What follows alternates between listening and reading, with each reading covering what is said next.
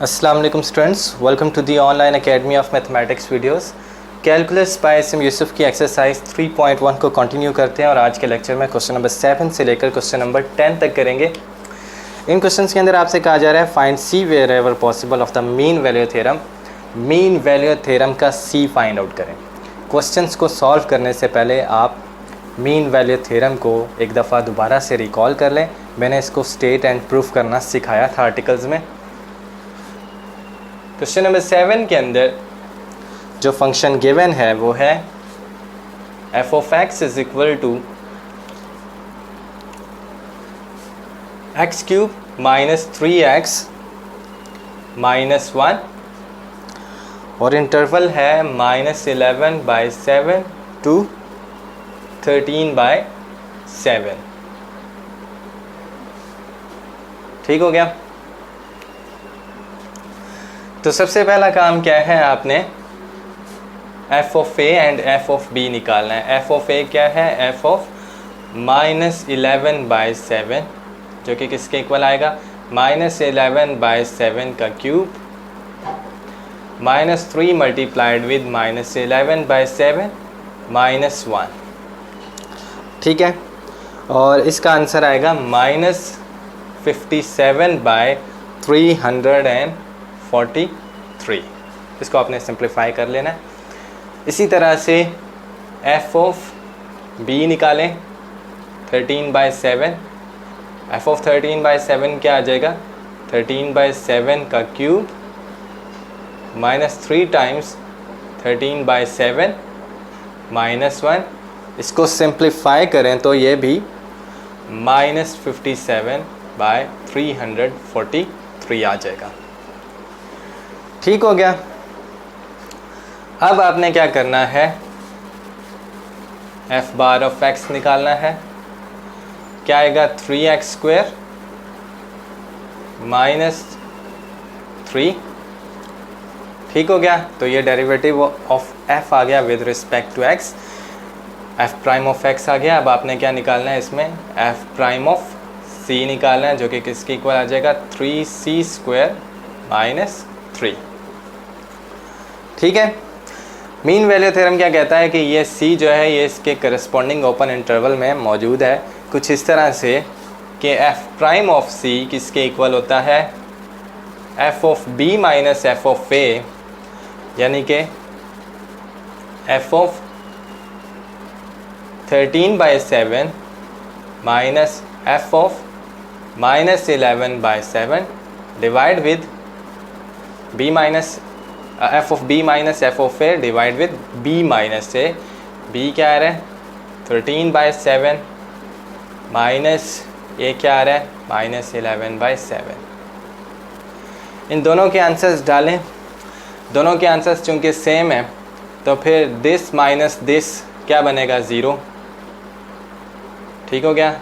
0 divide with नीचे क्या आएगा, 13 + 11 that is 24 divide with 7 this is equal to 0। ठीक हो गया। अब एफ प्राइम ऑफ सी क्या आ गया, आपके पास 0 आया है, इसको उठा के इधर पुट करें तो 0 इज इक्वल टू 3c² -3। यहाँ से आपके पास c² इज इक्वल टू 1 आ जाता है और इसका मतलब है कि c की दो वैल्यूज़ आ रही हैं, एक +1 और एक -1। अब आपने देखना है कि इन दोनों वैल्यूज़ में से कौन सी वैल्यू इस इंटरवल के करस्पॉन्डिंग ओपन इंटरवल में मौजूद है। ठीक है, 1 को देखें, ये वाली वैल्यू क्या बन रही है, 11/7 जो है वो बनेगी -1 पॉइंट समथिंग, और इसी तरह से ये वाली वैल्यू जो है वो +1 पॉइंट समथिंग। ठीक हो गया। तो इसका मतलब हुआ कि जो ये वाली वैल्यू 1 है वो इधर मौजूद है। ठीक हो गया। तो 1 इसके अंदर मौजूद है और इसी तरह से -1 जो है वो भी इधर मौजूद है, क्योंकि जो ये वाला एंड पॉइंट है ये -1 से बड़ा है, तो फिर इसका मतलब है -1 इस इंटरवल के बीच में कहीं है। इसी तरह से 1 भी इसी इंटरवल के बीच में कहीं है। ठीक हो गया। तो इसका मतलब हुआ कि ये दोनों वैल्यूज़ ऑफ सी जो इस इंटरवल से बिलोंग कर रही हैं, तो ये दोनों आपके आंसर्स हैं। ठीक है। दे बोथ बिलोंग टू, अब यहाँ पे ओपन इंटरवल डालना है, -11/7 to 13/7 and this is your answer. Hopefully इंतहाई सिंपल सा क्वेश्चन आपको समझ आया होगा। इसके बाद करते हैं क्वेश्चन नंबर 8। क्वेश्चन नंबर 8 के अंदर जो फंक्शन गिवन है वो है f of x is equal to square root x minus 2। Interval जो गिवन है जिसमें आपने c की वैल्यू फाइंड आउट करनी है वो इंटरवल ये है, और ये वाले सारे स्टेप्स आपने रिपीट करने। f of 2 निकालें, क्या बनेगा, स्क्वायर रूट 2 माइनस 2 0। इसी तरह से f of 4 निकालें तो क्या बनेगा, यहाँ पर 4 आ जाएगा, 4 माइनस 2 2 स्क्वायर रूट 2। ठीक हो गया। अब आपने क्या निकालना है, f of b minus f of a, बल्कि f प्राइम ऑफ x निकालें। f प्राइम ऑफ x क्या आएगा, 1/2 स्क्वायर रूट x माइनस 2। ठीक हो गया। तो यहाँ से f प्राइम ऑफ c कितना बनेगा, 1 divide with 2 square root c minus 2। ठीक हो गया। अब इसी तरह से आपने अगले स्टेप्स करने।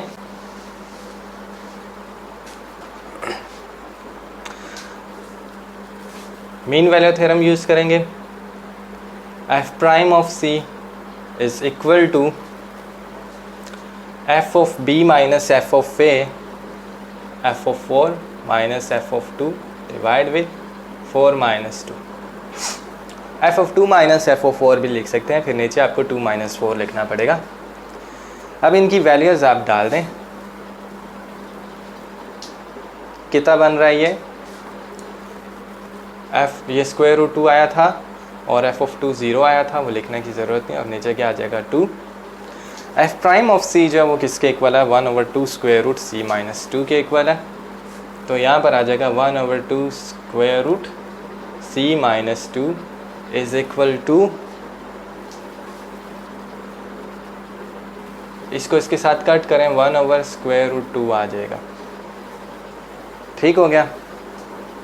क्रॉस मल्टीप्लाई करें या दोनों तरफ स्क्वायर ले लें तो आपके पास आ जाएगा 1/4 c minus 2 is equal to 1/2। इसको मज़ीद सिंप्लीफाई करेंगे, 2 को इधर लाकर मल्टीप्लाई कर दें, यहाँ पर 1/2 आ जाएगा और इधर c माइनस 2 आ जाएगा। ठीक हो गया। तो यहाँ से c का आंसर क्या बनता है, c इज़ इक्वल टू 1/2 प्लस 2 जो कि कितना बन जाएगा 5/2। ठीक हो गया। 5/2 कितना बनता है, 2.5 बनता है। 2.5 इसके करस्पॉन्डिंग ओपन इंटरवल में मौजूद है या नहीं, मौजूद है। तो इसका मतलब है कि ये आपका आंसर हो जाएगा। ठीक हो गया। इसके साथ लिखेंगे this belongs to the open interval from 2 to 4। ठीक है, इसके बीच में कहीं पे आ रहा है 2.5, क्योंकि 2.5 2 से बड़ा है, 4 से छोटा है। तो ये भी एक इंतहाई सिंपल क्वेश्चन था। क्वेश्चन नंबर 9 करते हैं अब।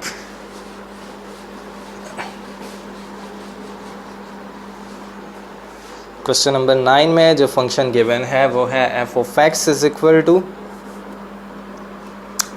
X cube and minus 5x square और फिर प्लस 4x माइनस 2।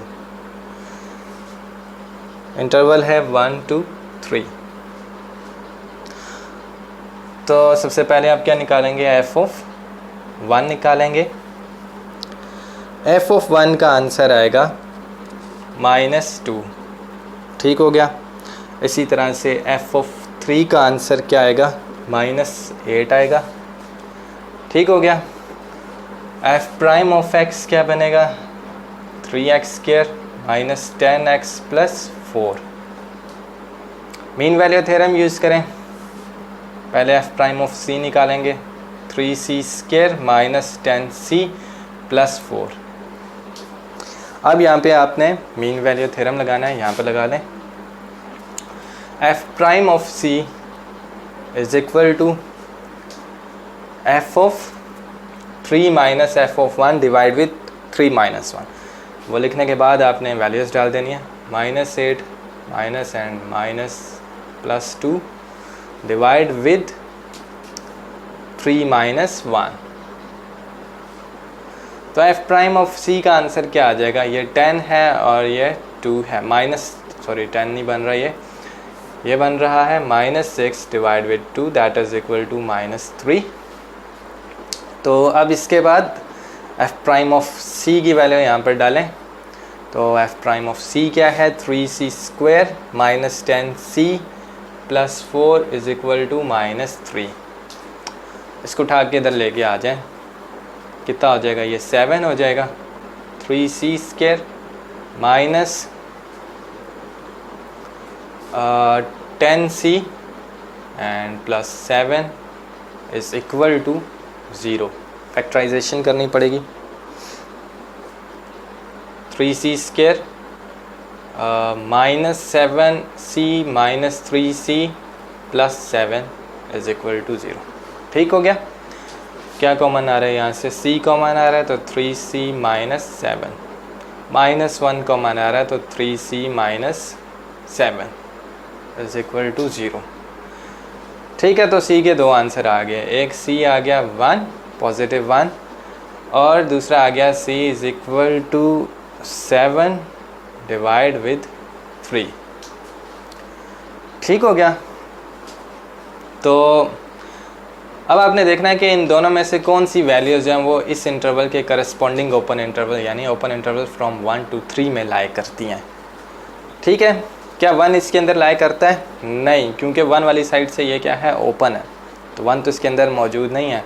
तो फिर c is equal to 1 does not belong to the open interval from 1 to 3। ठीक हो गया? तो ये हमारा मीन वैल्यू थ्योरम का c नहीं है। अब 7/3 देखें कितना बनता है? 3 2s are 6 और 2.3333 समथिंग बनता है। ठीक हो गया? 2.3 इस इंटरवल के अंदर मौजूद है, क्योंकि 2.3 1 से बड़ा है, 3 से छोटा है, तो इसका मतलब है इस इंटरवल के बीच में कहीं पे है। ठीक हो गया? तो c is equal to 7/3 this belongs to the open interval from 1 to 3 and this one c is equal to 7/3 is required answer. ठीक हो गया? उसके बाद हमारा लास्ट क्वेश्चन, क्वेश्चन नंबर 10।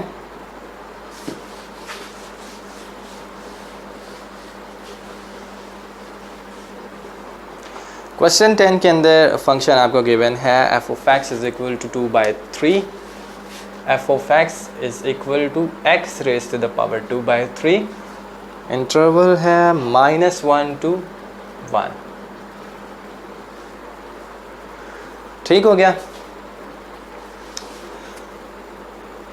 अब इसके बाद इस पे आपने क्या करना है?